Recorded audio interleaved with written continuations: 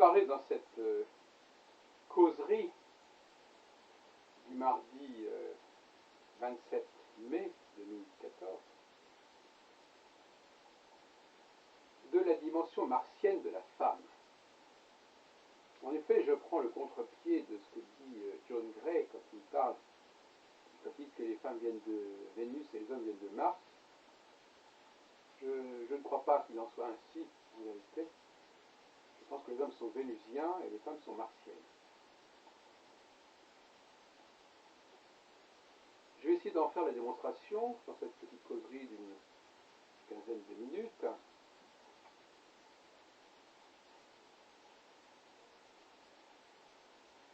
Je me situerai à la fois d'un point de vue... Enfin, je veux dire, il ne s'agit pas de parler d'astrologie ici, en fait.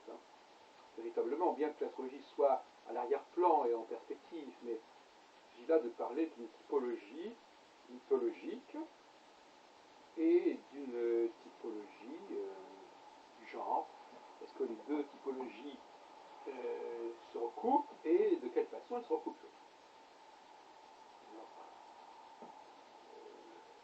Je sais pour quelle raison on est arrivé à l'idée que Mars correspondait aux hommes et Vénus aux femmes. Bien évidemment, on sait qu'il y a un dieu Mars et une déesse Vénus, mais j'ai l'habitude de revenir très loin en arrière et parfois entre le début des choses et la suite, il y a parfois des perturbations et des permutations qui peuvent se produire pour telle et telle raison. Bon. On essaiera d'avancer un petit peu. Vous savez que j'ai longtemps mené des recherches parallèlement sur l'astrologie et sur la question des genres, sans forcément chercher à les relier par la voie mythologique et sans chercher à placer la femme et l'homme au centre d'un quelconque système astrologique. Entre-temps, évidemment, j'ai fait la synthèse entre ces différentes choses, et justement, cette synthèse, pour me paraît extrêmement vénusienne.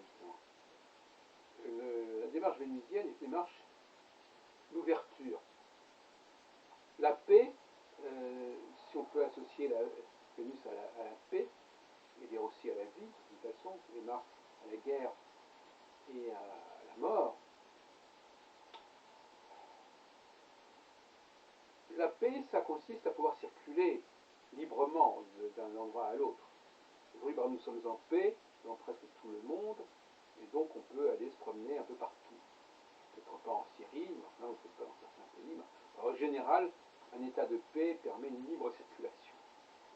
Et la libre circulation, c'est exactement ce que les hommes recherchent avant tout, c'est-à-dire justement la possibilité, au niveau de la recherche, au niveau de la créativité, de n'avoir aucune limite, aucune frontière. Vénus, c'est le dépassement des frontières. Il y a peut-être un certain paradoxe du fait de la victoire actuellement du Front National aux élections européennes, mais en réalité, à mon avis, cette segmentation de la vie politique française est justement la cause de tout cela. Donc c'est-à-dire que c'est en fait l'élément martien qui a provoqué ce que nous avons actuellement devant nous. Et il est clair que lorsqu'on rate les rendez-vous avec Vénus, eh bien, on se fait étendre. Donc, très souvent, quand je décris les comportements féminins, signalé, et je remonte à plusieurs décennies, signalé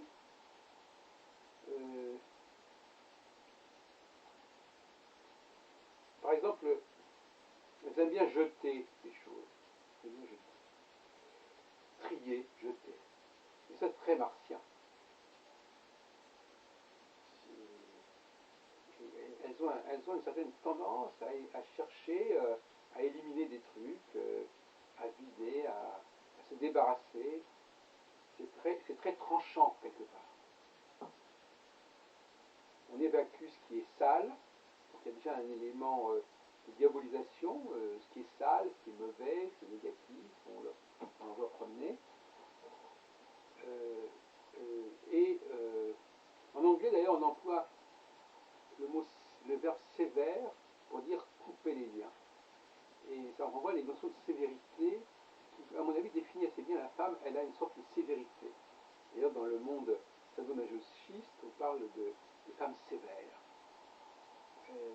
femmes très intransigeantes, très rigoureuses, très rigides, qui vont dire ça c'est bien, ça c'est pas bien, ça on fait pas.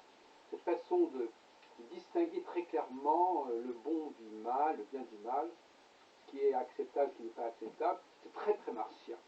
Et ce n'est pas du tout vénusien. Donc, je crois qu'on s'échine vraiment inutilement à vouloir faire de Mars la planète des hommes et Vénus la planète des femmes. Ça crée des contresens inimaginables. Et après, évidemment, on va vous dire, oui, ben voyez-vous, les femmes ça n'existe pas, les hommes ça n'existe pas, parce qu'il y a des femmes qui ont un côté martien et les hommes ont un côté vénusien. Justement, c'est pas du tout ça la question. Vénus est bien la planète des hommes et Mars est bien la planète des femmes. Donc il n'y a pas de contradiction, ni de mélange pour autant, ni d'hybridité.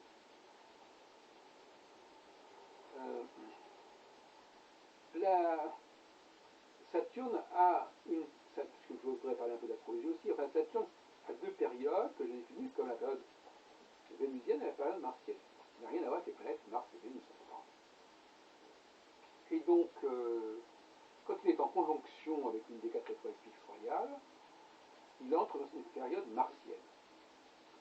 C'est un peu ce qu'on appelle la tour de Babel, c'est-à-dire que tout se divise, les gens n'arrivent plus à se communiquer entre eux, les gens s'excluent mutuellement, c'est très martien. La conjonction Saturne, étoile fixe royale, est martienne. Et au contraire, quand Saturne s'éloigne de cette conjonction, on entre au mi-point entre deux étoiles fixes royales, on entre à ce moment-là dans une phase vénusienne.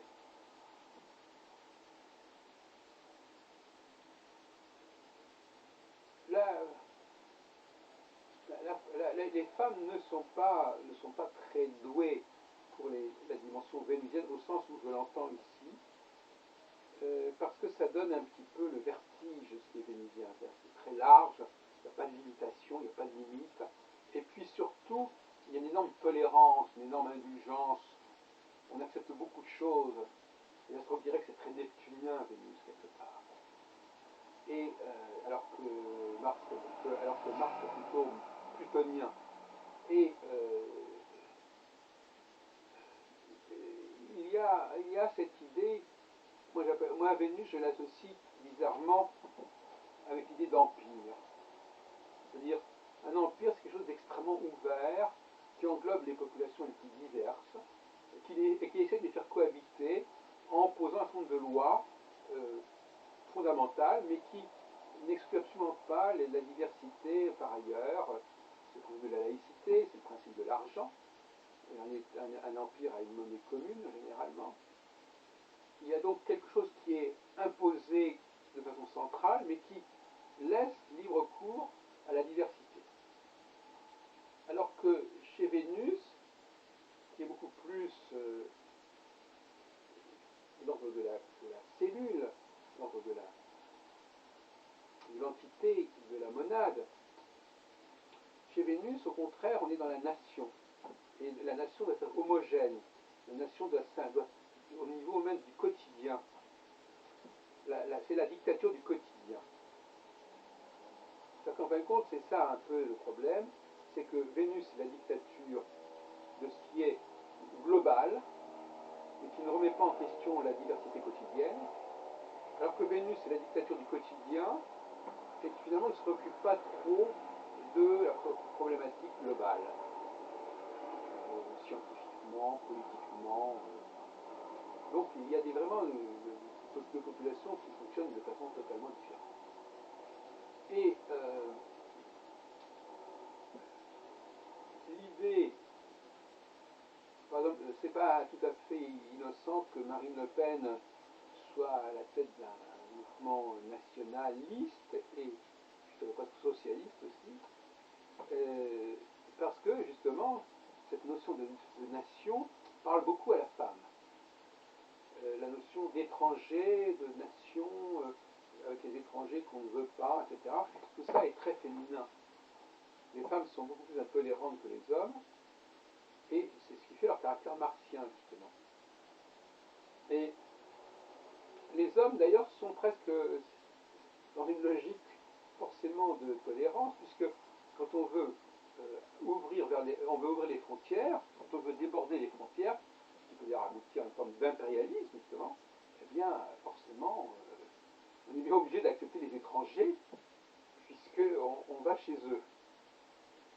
c'est-à-dire était le problème de Hitler jusqu'à un certain point, qui a été prisonnier de ses propres victoires, en quelque sorte. Israël aussi a été prisonnier de ses propres victoires.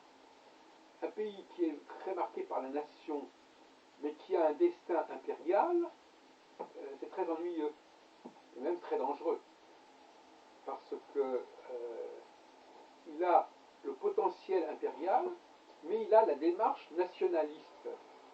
Et donc par conséquent, il ne sait pas gérer ses propres conquêtes. Et l'idée, par exemple, d'exterminer les Juifs ne s'est réellement concrétisée chez Hitler que lorsqu'il a envahi la Pologne et lorsqu'il a gagné, il a envahi des pays où il y avait beaucoup de Juifs. S'il était resté dans le monde allemand, je pense qu'il n'aurait pas été jusque-là.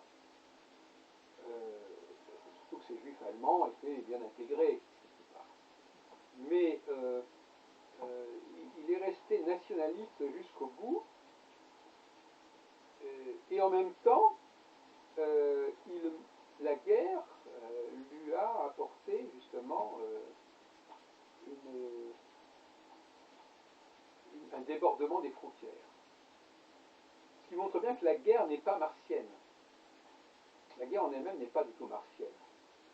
D'ailleurs, je rappellerai que Athéna est un personnage féminin très martien. On pourrait presque dire qu'il vaudrait mieux définir les femmes comme des personnages marqués par Athéna, Pallas Athéna, plutôt que par Mars. Et bien entendu, le Vénusien fait la guerre aussi, puisque c'est lui qui conquiert, qui déborde les frontières, donc qui envahit. Mais, donc, en effet, toute démarche de conquête est vénusienne. Mais le nationaliste martien, c'est celui qui, justement, se méfie de l'adversaire, se méfie de l'étranger. Ce qui peut provoquer une conflictualité à l'intérieur d'un pays, une guerre civile, des tensions entre les communautés. Mais le martien n'est pas dans une guerre de conquête, et quand il se trouve dans cette situation, c'est très difficile pour lui, et c'est un véritable dilemme. Le cas d'Israël est très intéressant à ce sujet. Moi, je connais bien Israël, et il s'avère que ce qui s'est passé en 67 a ébranlé quelque part les fondations de l'État d'Israël, bizarrement, puisque cela a mis sous son pouvoir, à l'est d'Israël, justement, des populations qui étaient inassimilables dans le cadre d'un État national hébraïque. Et donc on était dans une situation impériale. Mais en même temps, est-ce qu'Israël a su trouver une unité pour cet ensemble impérial? Il ne semble pas. D'ailleurs, on parle en ce moment d'une solution à deux États. Donc la solution à deux États, ça montre bien qu'on est dans le domaine martien. D'ailleurs, de toute façon, l'histoire de la Palestine est très martienne, puisqu'on a tout le temps parlé de partition. La naissance de l'État d'Israël est faite au nom d'une partition entre une partie de la Palestine qui était à majorité juive et une partie de la Palestine qui était à majorité musulmane ou arabe. Donc, effectivement, voyez, donc finalement, il y a dans la plupart des pays, d'ailleurs, il y a cette alternance de phase martienne et de phase vénitienne. La France passe constamment d'un État à un autre, d'un État constant à un autre. Parfois, elle est très impériale, parfois, au contraire, elle est très nationale.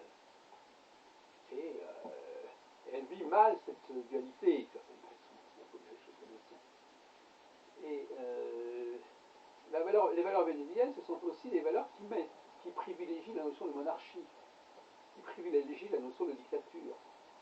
Aussi paradoxal que ça puisse paraître. Parce que l'idée d'une recherche unitaire, une recherche de l'État, par exemple, la monarchie austro-hongroise, n'existait quelque part que grâce à l'empereur, au Habsbourg. Donc l'État a souvent besoin de s'incarner. Je ne parle pas de la nation. La nation n'a pas forcément besoin d'un monarque, mais l'État a besoin de s'incarner dans un personnage, dans une lignée, dans un empereur. Il n'y a pas d'empire sans empereur, je dis toujours. Et la notion, l'Europe est-elle un empire? Ben justement, elle a une monnaie impériale quelque part. Elle a aussi un principe de diversité qui ne doit pas l'emporter sur la notion de centralité. Donc cette diversité, elle est maintenue, elle est à respecter, elle est acceptée, et en même temps, il y a une volonté d'imposer une loi commune. Une monnaie commune, mais aussi une loi commune, des lois communes. Donc ça, c'est une dimension inférieure, et donc vénusienne. Mais actuellement, nous sommes dans une phase, justement, vénusienne, et on peut penser que l'Europe va se doter, a priori est en train de se doter justement d'un président qui soit réellement le résultat des élections européennes, ce qui n'était pas encore le cas jusqu'à présent. Donc on ne peut pas se dire qu'on a voté en quelque sorte pour un président. Ce n'est pas forcément d'ailleurs du pays dans lequel on est. Il n'y a pas vraiment de grand président prévu d'origine française, qui a été surtout un Allemand et un luxembourgeois. Hein. Donc, voilà, donc on a quelque chose de vénusien dans cette idée-là. Cette idée d'un président supranational. Et je crois qu'il est essentiel que l'on comprenne cette espèce d'équilibre et l'alternance entre les valeurs martiennes et vénusiennes. C'est absolument essentiel pour la culture politique des pays francophones, des pays européens. Et tout en sachant qu'effectivement, après vient la phase martienne, qui elle sera plus celle d'un repli national des différents pays, les uns par rapport aux autres, et qui sera déclenchée par le passage de Saturne sur l'étoile fixe Antares à 9 degrés du Sagittaire. Alors qu'est-ce qui va se passer à ce moment-là? Il faudra se passer ce qui s'est passé par exemple d'une certaine façon en 1989. On avait effectivement une phase martienne, typiquement, et où effectivement il y a eu une véritable crise du pacte de Varsovie, du bloc communiste, avec une dislocation ensuite de l'URSS. Bon, tout ça, effectivement, est très martien, et met en avant les différences et non pas les convergences. Et je crois que c'est tout à fait typique de la démarche Mars-Vénus. Vénus voit les similitudes, les convergences, Mars voit les différences, les divergences. Et chez Mars, ça va très loin parce qu'on peut dire qu'il coupe les cheveux en quatre et que tout est différent, tout est spécifique, tout est particulier. Il y a une espèce de refus de la généralisation, refus de tout englober, qui est typiquement martien et qui est très limitatif. Et puis il y a chez Mars l'idée d'une technologie. On peut se battre avec ses poings, mais on peut aussi se battre avec des armes à feu, avec des armes, des couteaux, des lances, etc. Et donc,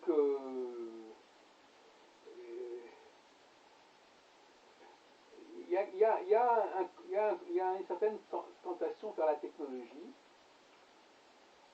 c'est-à-dire assez bien représentée par le Sagittaire, l'archer, alors que Vénus serait plutôt organique, c'est-à-dire que c'est, voilà, nous sommes avec ce que nous avons. Et puis il y a aussi une autre chose qui est pas importante, et je terminerai là-dessus, parce qu'on ne peut pas s'éterniser de toute façon. Mars, c'est plutôt intéressé par les détails, je sais pas, par exemple de la poussière sur un meuble,